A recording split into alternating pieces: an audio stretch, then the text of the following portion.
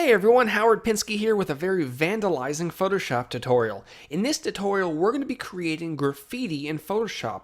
Now, I'm not going to be focusing too much on creating the text of the graffiti, because honestly, you can go to a font website, download some graffiti fonts, and there you have it. I will focus a little bit on the layer styles that are involved to create the different outlines, but mostly I'm going to be focusing on the blending options that are available to you.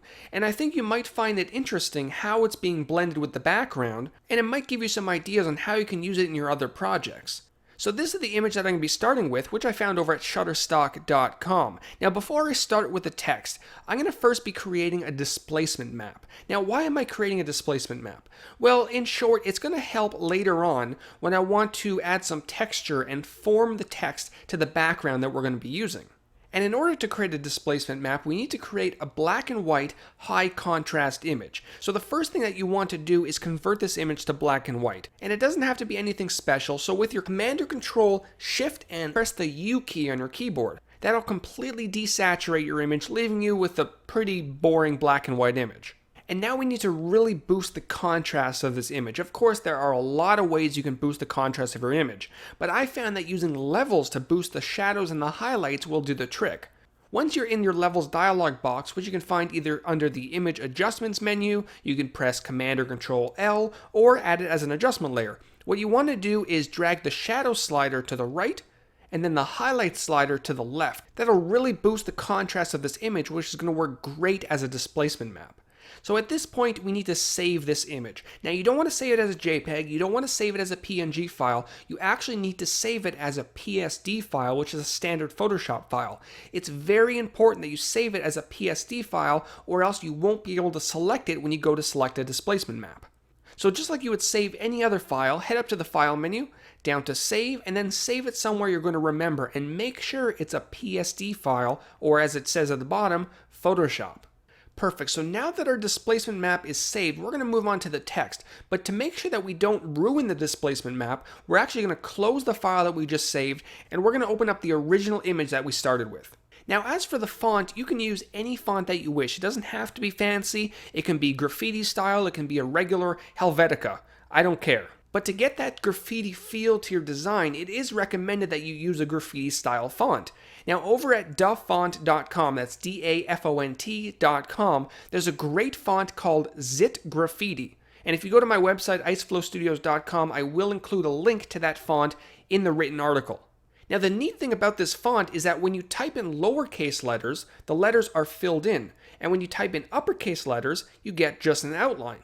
But for this example, I think I want my text all filled in. So I'm going to go ahead and type my name all in lowercase letters.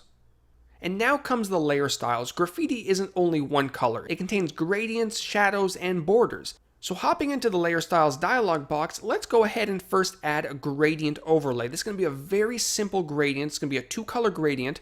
And if I click on my gradient bar right here to bring up the gradient editor, I can start editing my gradient. The color on the left is going to be a very simple dark blue.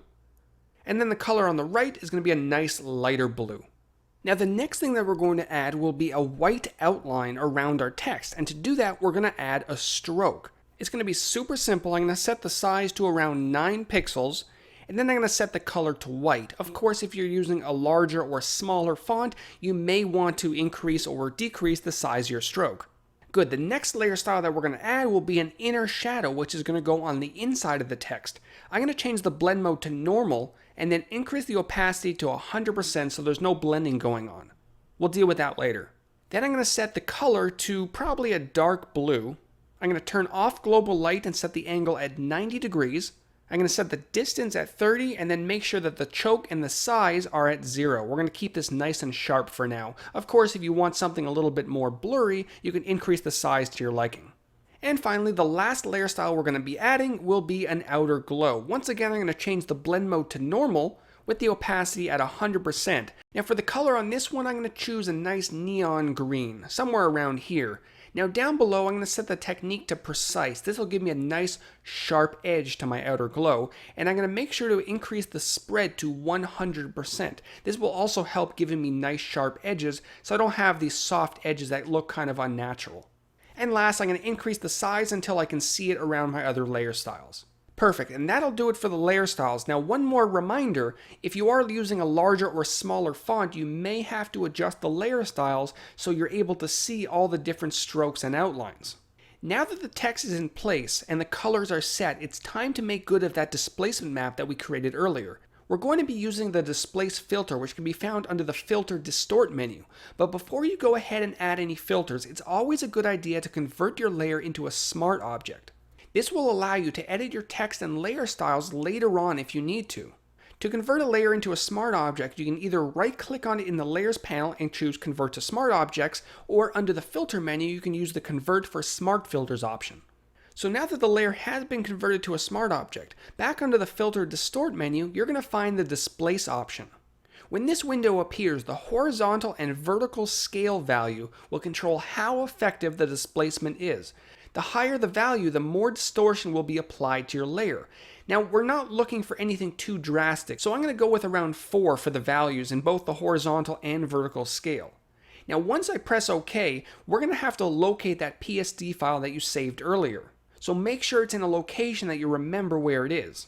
So I'm going to select that file and press open, and it's going to apply that displacement to my layer, and it's going to give the impression that it's part of the wall. You can hopefully see in the video that it's distorted the text to kind of fit in between the grooves of the wall, but without any blending it really doesn't do it justice. So let's move on to the blending part of this tutorial, which is really going to bring this effect home.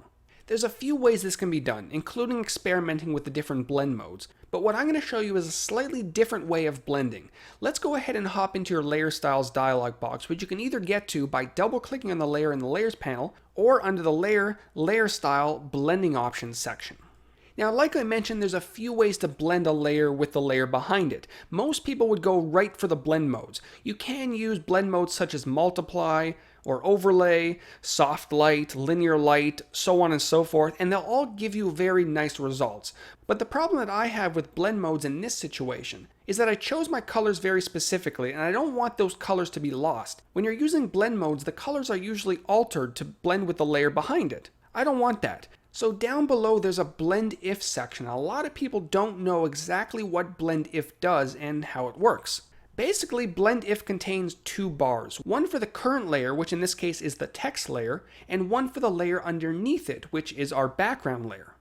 Both contain a shadows and a highlight slider, which allows you to blend the shadows and the highlights from the current layer and or the layer underneath. In this case, we want to blend the shadows and the highlights from the brick wall, which is the underlying layer, with the text. So on the underlying layer bar, pulling the shadow slider to the right and the highlight slider to the left will blend the current layer with the layer underneath, in this case the brick wall. Now, simply pulling on the sliders will typically give you very harsh results. Of course, if this is what you're looking for, then great. However, if you're looking for more of a blend, the sliders can actually be split. Holding down your Option key on the Mac, Alt key on Windows will allow you to split each slider, resulting in a much cleaner blend. So hopefully you can see now the advantage of using blend if versus the blend modes. Our colors end up more true to what we started with, whereas changing the blend modes tends to alter the color of the layer in order to blend them in. Of course, experiment around and see which method you prefer. And that'll do it for this effect. Of course, now that you know how to blend the layer with the background layer, the sky's the limit. You can stick with text, grab your logos, or make some wacky designs to digitally vandalize your photos in Photoshop. If you want to check out more Photoshop tutorials, make sure to check out my website, iceflowstudios.com. Take care.